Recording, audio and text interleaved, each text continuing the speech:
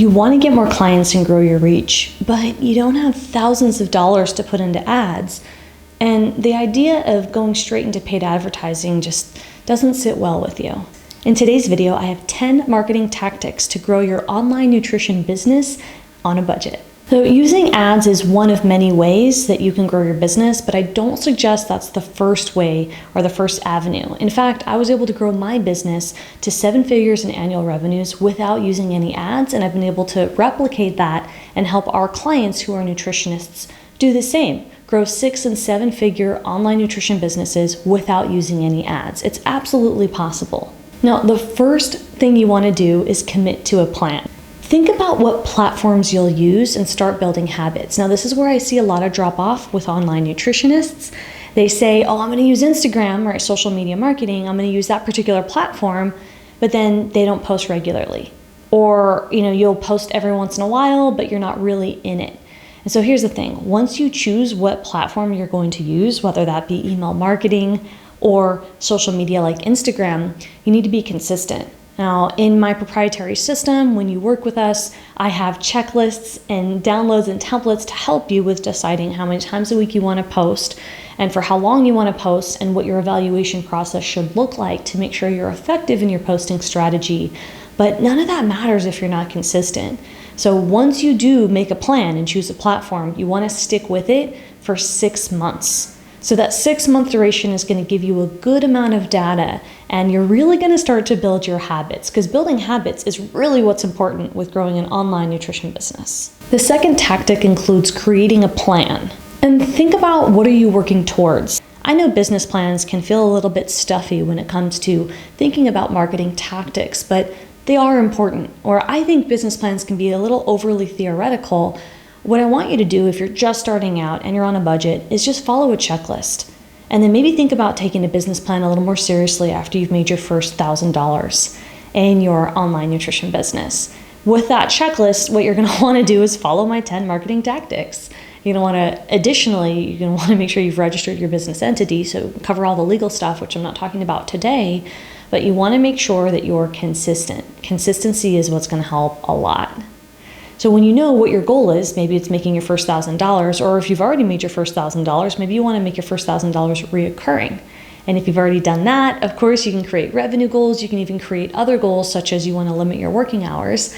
It's going to depend on what type of business you want to build. Assuming revenue is what's important to you, which is why most people hire me so they can make more money, what you're going to want to do is set goals around making money and then look at the actions that you want to take in order to increase revenue in your online nutrition business.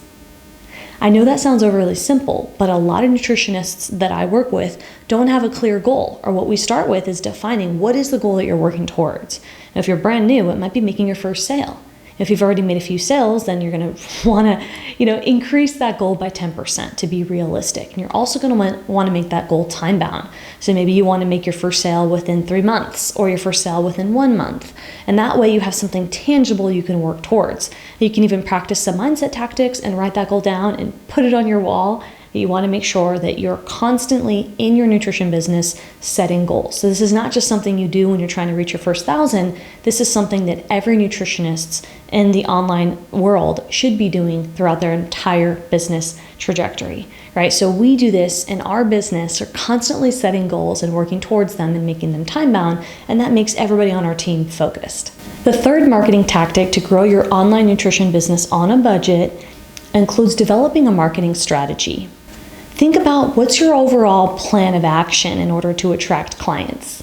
Now, you do want to start thinking about what's unique about you, right? What problem are you solving? What are you helping people with when it comes to nutrition and their nutrition issues? Marketing is a really broad concept. So what I'm talking about today would be the 4 P's of marketing. So that means product, what are you selling? Price, for how much? Place, where are you distributing this product, right? Is it through social media, or are you also doing this online? Where are you promoting yourself? And then the last one would be promotion. And that has to do with where are you, what channels are you using? I suggest 2. That can be traditional marketing like in person, and let's say email marketing, which would be online marketing, or traditional like in person and social media, specifically Instagram. So if you've chosen 2 platforms, then you can tick the box in terms of how you're promoting. Like what does your promotion plan look like? So you want to walk through and think about your marketing strategy and keep it simple, but make sure that you're really clear. And then create the plan, and then you got to work the plan. Marketing tactic number 4, ideal client. So I get a lot of pushback on this.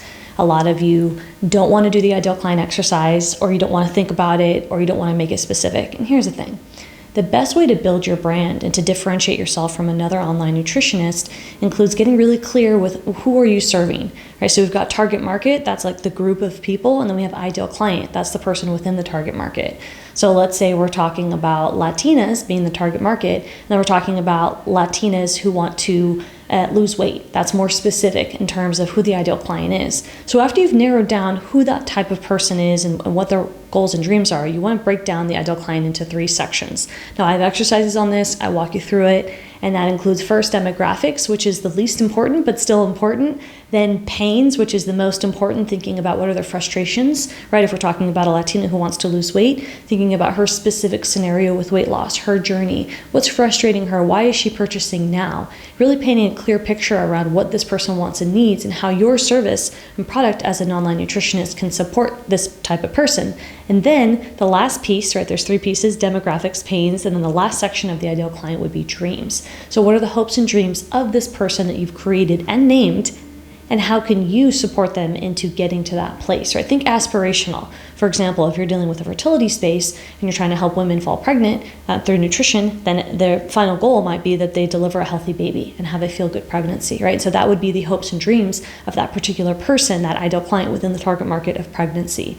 So you want to paint that picture. I know it can feel a little theoretical. This is a very important exercise because it's going to serve as a compass to all of your marketing strategies, whether that be traditional marketing like in-person relationship building, or social media marketing like creating posts on Instagram and talking to people and engaging with them and knowing where to start and who to talk to. The 5th marketing tactic includes pain points. So I mentioned that when I talked about the ideal client. A pain is a frustration, something that is really bothering somebody, and you want to think of a spectrum. So you want to try to solve the biggest pain or frustration that somebody experiences. Not all pains are the same. So if you're thinking about pains, the most simplest way to describe this would be we all have pains and frustrations. Everybody does. So a great way to reflect is to think about what pains you experience on a daily basis. Maybe a pain is that your neighbor's loud and you can't concentrate because they blast their music, or maybe they have loud dogs. Maybe your own dog is loud, right? And you're really frustrated, right? So there are minor pains and then there are major pains. And as an online nutritionist, you want to constantly be solving the major pain, because you're going to only create a profitable, sustainable business if you're solving a pain that people will willingly pay you money for. Sales, marketing, creating an offer where people are going to pay you consistently are impossible to do if you're not solving a big pain. So let me just break that down one more time. If we've got a spectrum and we're thinking like 1 to 10 Likert scale, 10 being the biggest pain, we have a vitamin, which would be like a 2 out of 10 or maybe a 4 out of 10. And then we've got a painkiller, and that's going to be a 9 out of 10. So if somebody's not feeling well, sure, you take your daily vitamins, but you're going to need that painkiller because you have a headache and you can't actually concentrate. You can't take care of your baby. You can't go to work. You can't, complete your assignments when it comes to work. So that is going to be an example of you. You want to be the painkiller, not the vitamin. So you want to think about your business and think that you are solving for a painkiller. What does that mean? You're probably helping people with something that's more significant and more chronic, not something like weight maintenance or something that people don't consider the hugest problem in the spectrum of all the nutrition problems that there are in the world. 6th marketing tactic would be to talk to people. Now, I get the most pushback on this. I created a video on this channel about the biggest mistakes nutritionists make when starting an online business, and it's definitely avoiding talking to people. If you're not already doing this in person, you want to make an effort to practice promoting yourself and having conversations with people about nutrition.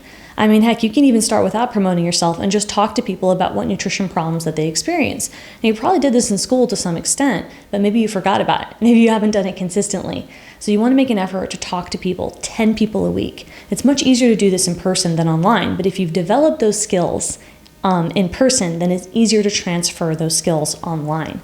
So if you're struggling with online, I want you to first ask yourself, am I making an effort to talk to people that I know in my network that are easier to talk to And then you can translate those skills on the internet to strangers. So really important tactic, and it's very budget friendly. You just get out there and start building relationships and talking to people. Come from a place of service. We are caretakers. We are nutritionists. We care about people. So show them that by having conversations with them. Now, sure, you're going to need some boundaries, and you're not going to have 5-hour conversations with somebody about their nutrition concerns, but you do want to get that conversation started and showcase that you're an expert. 7th tactic would be to get on social media and specifically show your face. So when you're on social media, you are building your brand. You are showing people, and hopefully people within your target audience, that you are an expert that can solve the problem that they have, or more generally solve problems around nutrition. So you don't need to have everything figured out when you start doing this, and it can feel really awkward if you're not using social consistently, or if you're using social media but you're not showing your face. Then that might also feel awkward because you're hiding behind some quotes and some graphics that aren't you, and then people don't even know that you are the face of the brand. So even if you're not the face of the brand and you work with a team, you're still going to need to find some way to insert yourself on social media regularly.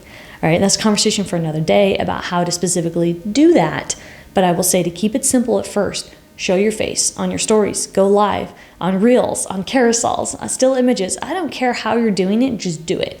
Because what you want to be doing is every single week doing an About Me post, sharing a fun fact, talking about why you do what you do, sharing some client success stories. If you don't have client success stories, then just start talking about yourself. And people will start to feel like they know you because they can actually see what you look like.